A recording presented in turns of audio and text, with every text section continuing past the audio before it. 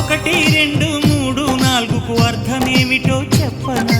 చెప్పుకో త్వరగా చెప్పుకో. ఒకటంటే ఒకటిగా అడుగేద్దాం, రెండంటే రెండు గుండెలను ముడిపెడదాం, మూడంటే మూడు ముళ్ళేసి ఆ తర్వాత నాలుగు కాలాల పాటు కలిసుందాం.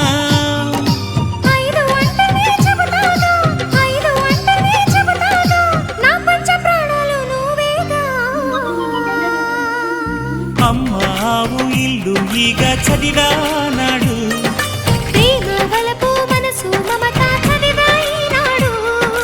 ఇంకా ఏదో చదవాలంటూ పెదవి కోరుతోంది. భలేగా కొత్త చదువు చదువు, ఇలా నా ముద్దు కవిత చదువు, చెలి మురిపాల కథలు చదువు.